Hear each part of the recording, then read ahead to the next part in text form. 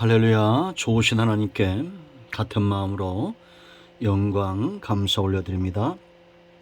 예수님의 이름으로 여러분 모두를 축복합니다. 오늘 여호와일입니다.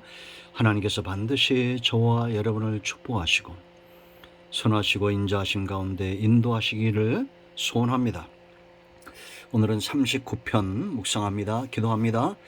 영광과 감사를 우리 하나님 앞에 올려드립니다. 온 마음으로 하나님을 사랑하며 예배합니다. 주의 보혈을 의지하여 싸우니 우리의 모든 죄와 허물을 사하시고 주의 이름을 의지합니다. 하나님의 선하신 뜻 가운데 응답하여 주시기를 원합니다. 하나님께서 우리 가운데 함께 하심으로 우리의 삶은 평안하고 사역은 능력 있게 감당되어질 수 있도록 은혜를 주시옵소서. 종을 낮추시고 겸손하게 하시고 오직 말씀에 도구만 되기를 원합니다. 오늘도 말씀하실 하나님을 사모함으로 기다립니다. 예수님의 이름으로 기도합니다. 아멘. 자, 1절 보겠습니다. 내가 말하기를 나의 행위를 조심하여 내 혀로 범죄하지 아니하리니.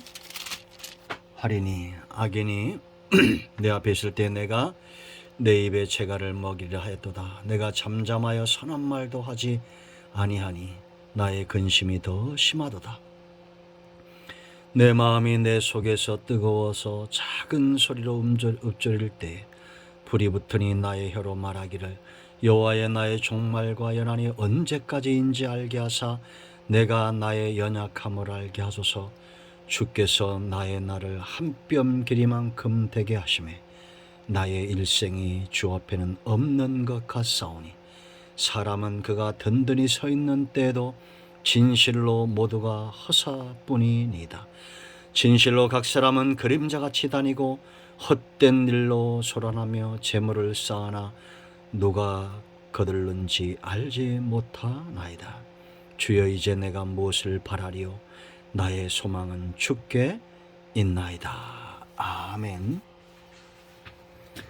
오늘 39편의 핵심은 7절입니다. 주여 이제 내가 무엇을 바라리요 나의 소망은 주께 있습니다.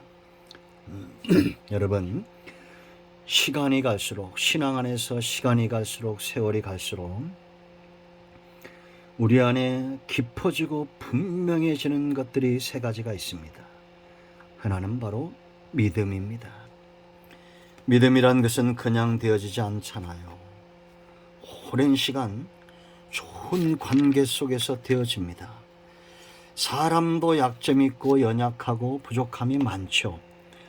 그러나 하나님은 좋으신 분입니다. 그뿐만 아니라 전지하시고 전능하신 이 하나님, 선한 목자이신 나의 주 나의 예수님, 여러분의 믿음은 깊어지고 있나요? 예수님이 선한 목자가 되심의 증거는 우리 속에 있습니다. 믿음은 깊어져야 됩니다. 또한 사랑 또한 깊어져야 됩니다. 좋은 사람을 만나면 사랑이 깊어지잖아요.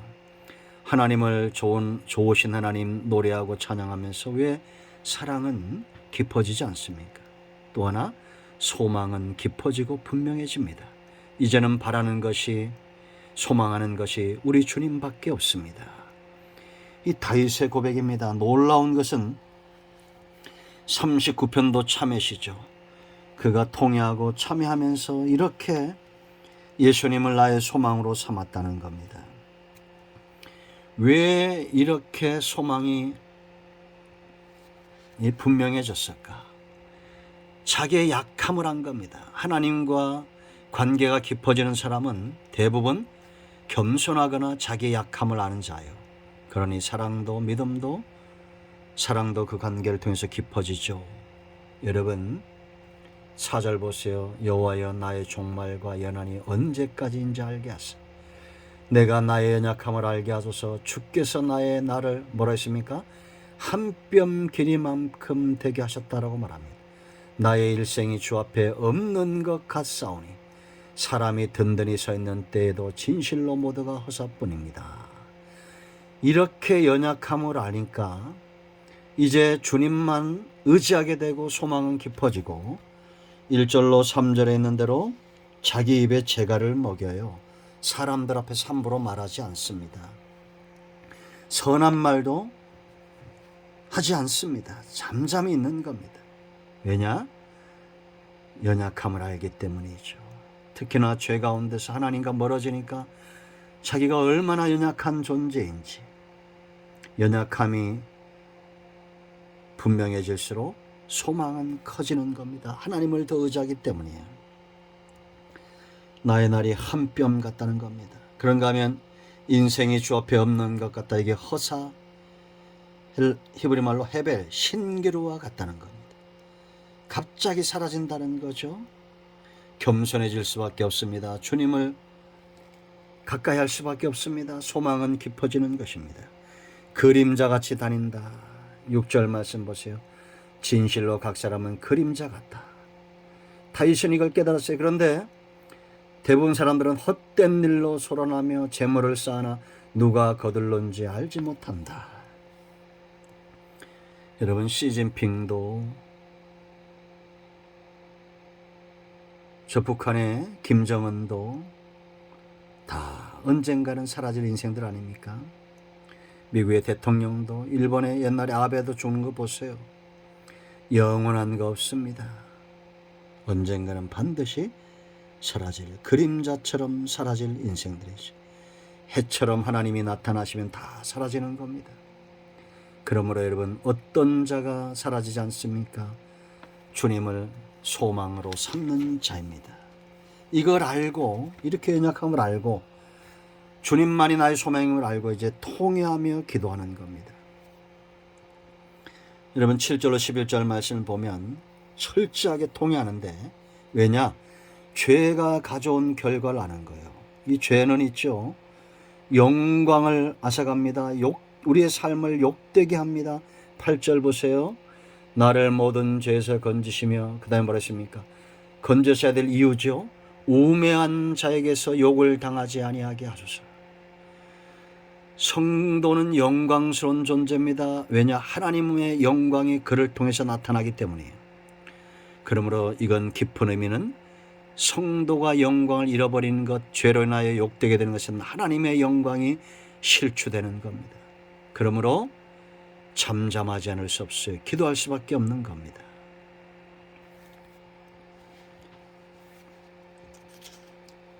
여기 우매하다, 우매한 자, 이건 나발이라고 그랬죠. 나발, 어리석은 자. 여러분, 성경에 나발이라는 인물이 나오죠. 아비가일의 남편이었던 이 나발, 다윗을 거역함으로 결국은 죽임을 당하죠. 어리석은 겁니다. 보지 못하는 거죠. 이런 자들에 의해서 욕을 당하는 건 하나님은 원치 않죠. 저와 여러분은 하나님의 영광의 통로가 되어야 됩니다. 죄는 영광을 땅에 떨어뜨린다는 거예요. 두 번째, 왜 이렇게 통해하느냐? 이 징벌이 주님께로부터 왔음을 알았어요. 9절 말씀 보면 이렇게 욕을 당해도 내가 잠잠하고 입을 열지 아니하면 주께서 이를 행하신 까닭이니이다 라고 말합니다. 다윗이 도망을 다닐 때 시므이가 그를 비난하고 욕을 하죠. 이 부하들이 있다가 저 개만도 못한 자가 존귀하신 왕을 모독하니 가서 한 창에 찔러 죽이겠다라고 말합니다. 다윗이 깨달은 게 뭡니까? 그대로 두라는 겁니다. 하나님이 그를 통해서 자기를 깨닫게 하신다는 겁니다. 여러분, 모든 생사복은 하나님께로부터 옵니다. 그렇다면 하나님께 나아가 기도하는 겁니다. 매를 맞을 때 때리는 자에게 빌어야 되는 거죠. 깨닫고 돌아오면 매를 버리지 아들을 버리지 않습니다. 그러므로 하나님께 나아가는 지혜로운 자들이 되어야 돼요. 그래서 여러분, 10절 보세요. 주의 징벌을 나에게서 옮기소서. 주의 손이 치심으로 내가 쇠망하였나이다. 다윗은 이 원인을 안 겁니다. 자, 세 번째 중요한 이유가 있어요. 이 죄의 결과는, 종착역은 좋지 않습니다. 항상 선한 것의 끝이 아름답고 주님과 동행하는 것이 아름답습니다. 여기 다윗이 뭐라고 고백하냐면 주께서 죄악을 책망하사 사람을 징계하실 때 그 영화를 뭐라 했습니까? 좀먹음같이 소멸하게 하시니 참으로 인생이란 모두 헛될 뿐입니다. 죄 가운데 있는 자들의 결말이 이와 같다는 겁니다. 여러분 좀벌레 아시죠? 옛날 제가 새벽 예배도 그런 말씀을 드렸는데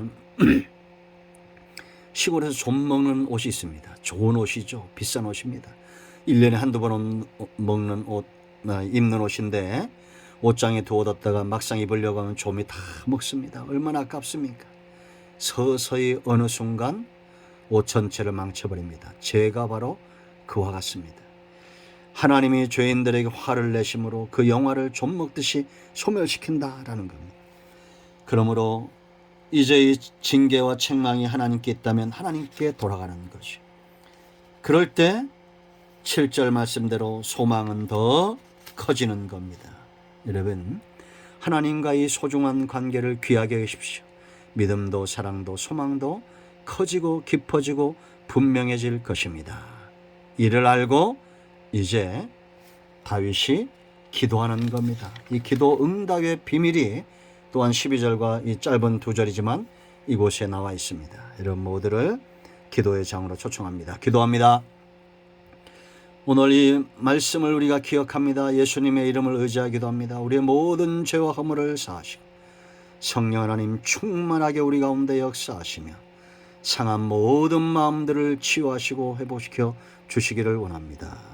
우리 가운데 마음이 상한 자 병든 자 치유하시고 회복시켜 주시옵소서. 예수님의 이름으로 사모하며 축복하며 치유하며 기도합니다. 아멘.